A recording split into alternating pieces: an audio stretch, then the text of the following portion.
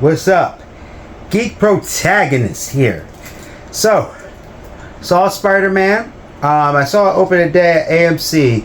I did like the one bucket that was at Regal where it was like, it looked like it was a building and Spider-Man was on the side of it, but I didn't really go look for it. Didn't see it too much. The other popcorn bucket was a Spider-Man head, which I already have one. It was a little cut different, but close enough that I was like, I got Miles, Gwen, and Peter. I'm like, I don't really need another Spider-Man bucket head, but that's a pin we got for seeing Spider-Man Brand New Day. I did decide, at first I wasn't going to plan on getting anything, but I kind of liked this cup when I saw it. I get a cup every now and again. One of my favorites is a Puss in Boots. So, you know, kind of show this to you. I have no nails because I have a habit I'm trying to break. So let's see here. Somehow I cut this and cut nothing. Okay, try that again. Oh, there it is. I did cut a hole. It was just lower than what I thought. Alright. I didn't feel like doing a separate video this time. Whatever. The one I saw, it looked like he was hanging on a thing, but this is pretty cool. Let's see. I don't know. Oh. Okay. So it shows Peter.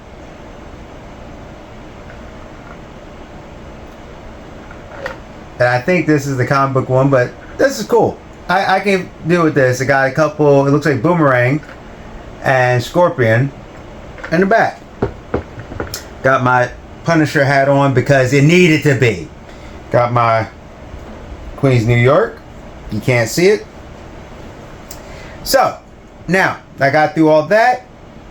Let's talk this movie. Now, I'm going to talk about it, not really do any spoilers. Just kind of go through a few things. One, there was a lot of villain cameos that actually could set up things in the future for him as a character. I thought that was actually really cool, and that is one of the advantages of the MCU, that you can kind of do these things and you know villains are just there, so you don't have to do a lot of build-up all the time.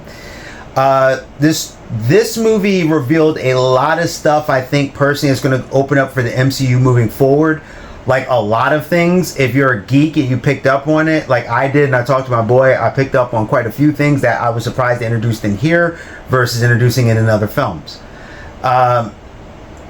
This story was extremely grounded. I like that. I know that people keep complaining, saying Sony was going to fumble the ball with they were going to do this other multiverse story where they were going to bring back the two Spider-Men. Sorry, I'm having a knuckle thing there. And they were like, they were going to fumble. You would have went to go see it. Stop it. Stop it. Because I would have went to go see it. Here the story was, you see the three Spider-Man, you're going to see it. Now, do I hope they bring those Spider-Man back at least one more time or another time? Yes. But stop acting like you wouldn't have went to go see that movie. Just stop it. Now, it was a very cool concept for how Peter and Spider-Man and how he was dealing with life and the situations. I had some ideas on what was going on with his thing. I did talk about some where I was right on about that, what was happening to him. I had two running theories, and I kind of let one go later. I didn't put it on my theory video because I kind of thought of it later. But the second one I had was actually right. I like what they did on what was happening with his powers, what was happening with him, and how they explained like what was going on with time, how things were happening with MJ and Ned and all of that, and him and what he was dealing with and how he was. There was a couple things I had questions on, but one major thing, but it's not a huge plot point. It's more me just being a weird, nitpicky, nerdy. But the story was deep. It was moving. You saw he did not have an easy life. They gave the Parker luck, which he should have. I liked how they did this Brand New Day just situation as a whole. I thought the villain, all the villains that showed up in the movie, it was so cool. I like, you got to see all the comic book covers, but it's him being Spider-Man. But it was cool how they integrated it, and there was stuff that looks like they integrated from the video game. And this Spider-Man is like a hybrid of all of it, and I think it was a really good choice to do it this way. You definitely saw improvement on Peter from the previous ones, which he was pretty awesome in the previous ones, but to me, he was in a groove. Like, he's Spider-Man. He's like the professional superhero. It was interesting. It's not really a spoiler. They did show in commercials a bit of how much love the city has for him. I'm funny. This movie did show him as a neighborhood hero and a grounded central story, which I thought was cool. It was great seeing what they did with the Hulk and Bruce Banner. I thought that was fantastic. Punisher was a very surprise in this. Now, I've talked to a few folks who are like they consider a Punisher a one-dimensional character. I actually talked to one of my coworkers, and he saw it before me, but he said he liked Punisher in this movie. He actually made him like Punisher. He doesn't really like Punisher. I'm like, okay. And I was like, I actually like Punisher a lot. I think he's a great character. And then he goes, well, how do you figure? I'm like, what's the difference between him and Batman? Batman's one-dimensional if you want to get technical. Punisher and him do a revenge story. They do a lot of things, but it's basically a revenge story. But nonetheless, I thought Punisher was fantastic in this. And I like Punisher and his other stuff. I love John Bernthal's Punisher. I always find Punisher to be a very interesting, unique character. That's why I like reading a good Punisher story for who he is, how he does, because he can be grounded, but he can go beyond it. And I thought that in additions to these characters who are actually important to Spider-Man, because a lot of people don't think about that. Spider-Man, there was even, I remember a commercial back in the day when it would like Spider-Man and Incredible Hulk would be back on television because they used to have their cartoons run back to back in the 80s. Like Hulk is that dude, and he has a certain type of relationship with Spider-Man. So I thought that was really cool. I felt everybody that they put in this was necessary. There was a little bit of whatever was going on with one of the characters that actually reminded me of the Ultimates, which was really cool. More like his interaction with the character reminded me of how Ultimate Comics had an interaction with a different character, but similar feel, I guess you could say. You really got to see the heart of Peter, who he is in the inside, the character he grew, how things worked, what he did, him dealing with like loneliness and having to be that lonely, that lone superhero, but how the city embraced him. Now, this was the most friendly neighborhood Spider-Man since Amazing Spider-Man 2. And before any losers sit here, I don't care what you say. The Amazing Spider-Man 2 was the most friendly neighborhood Spider-Man. He stopped to help a kid who was getting bullied and then helped him with the Turner turbine thing, and he like said, oh, that's so cool.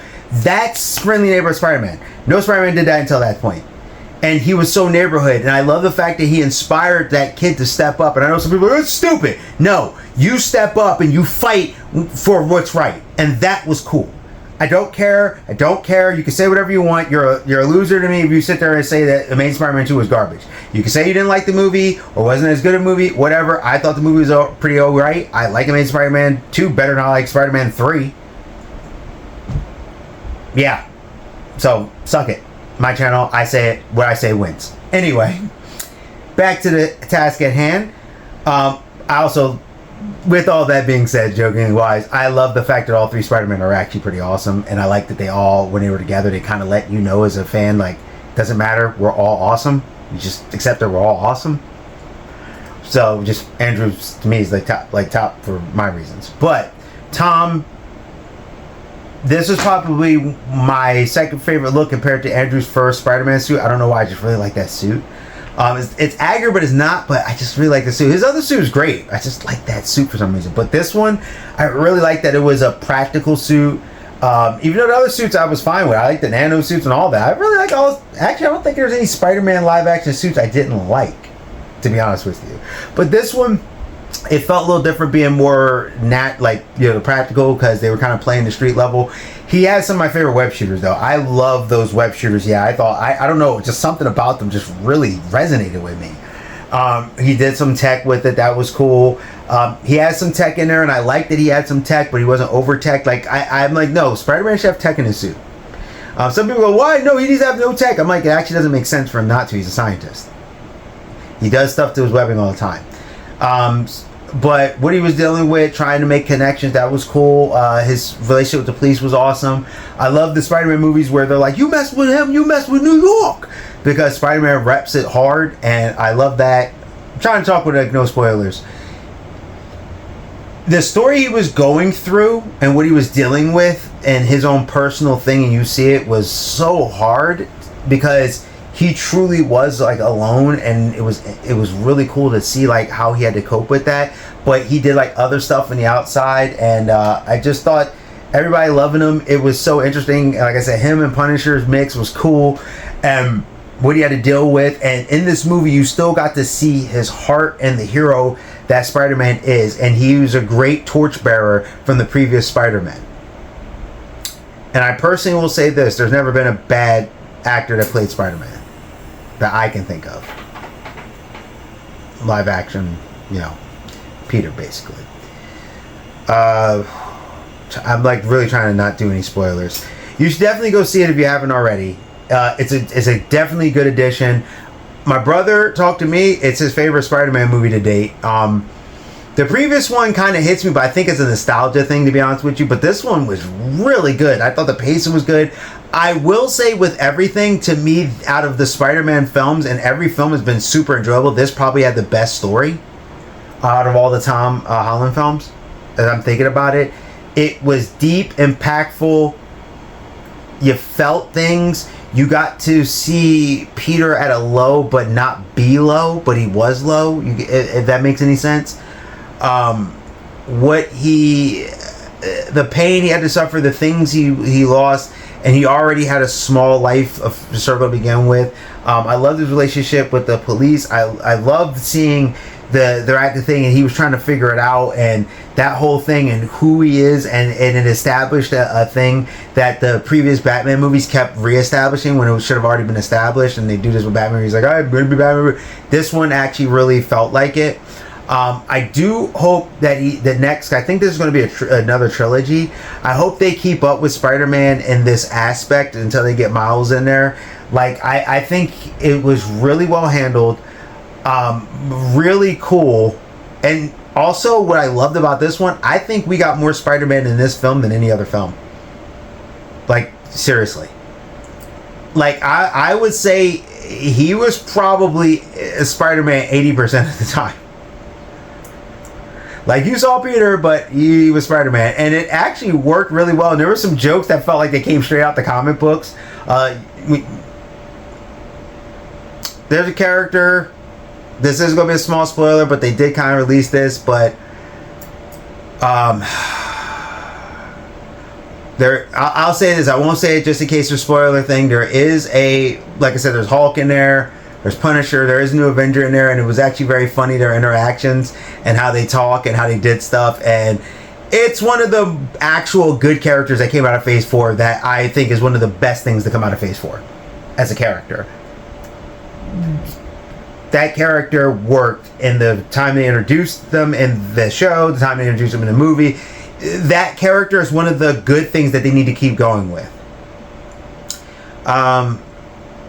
Trying to think of anything else.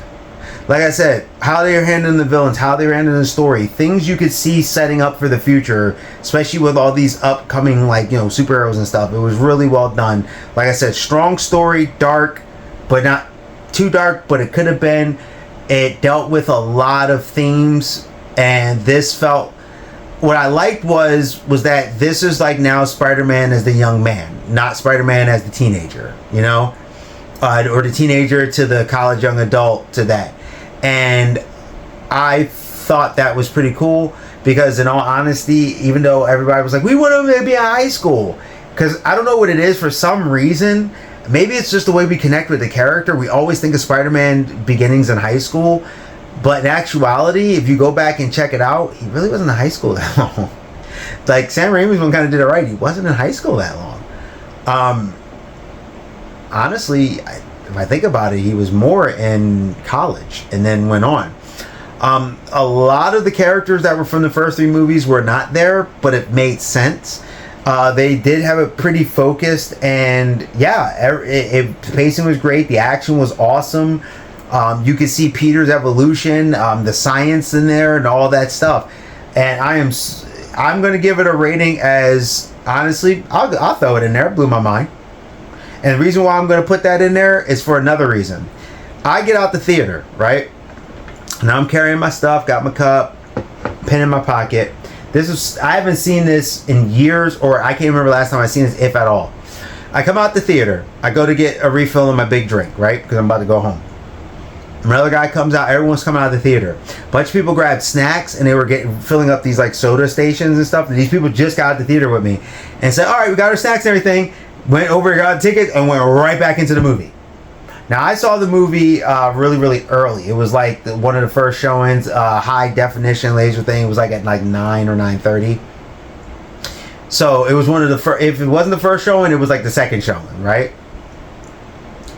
And if you have T-Mobile, you can use T-Mobile Tuesday. They had a $5 joint.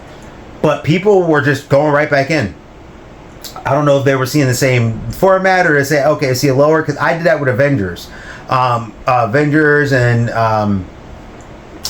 Age of Ultron and all of them. What I would do is the first time I would see it in its highest format. I would see like IMAX or whatever, 3D or whatever. And then the second time I was going to go see it again. I do this with any movie. If I go see it again, I'm going to see it at a lower resolution, so maybe just 3D. If I say I'm going to see it a third time, I'm probably going to either see 3D or see regular. And then after, if I go again, I'm probably just going to see regular because I've seen it a few times just to see it again. I haven't done that in a long time. Yeah, I can't think of the last time I went back to the theater and saw a movie again. I did want to see Master Universe again, but I didn't get the chance. No, I think I did see it twice. Nope, correction. That's the first time I did it in years. I saw Master Universe twice in theaters. I saw it with my brother, and then I saw it again later. And yeah. But outside of everything, you should definitely check it out. It's definitely a home run. Even if it's not your favorite Spider-Man, it's a good Spider-Man. And the way they use the characters was excellent. Punisher, probably one of his best outings. And like I said, and I love Punisher's previous stuff. I like that he deals with what he deals with and the seriousness of what he does. I have to finish his show because I got very upset they canceled his show. But I got to finish it. Alright, so that's it. Definitely check it out. That's the best I could do without spoiling it. I really tried my best. I'm sorry if this is not like the greatest review ever, but I really was like, if I talk too much, I'm going to spoil stuff. Keep protecting, you stay safe, you stay healthy, you stay real. Punisher, Spider-Man, boom. See ya!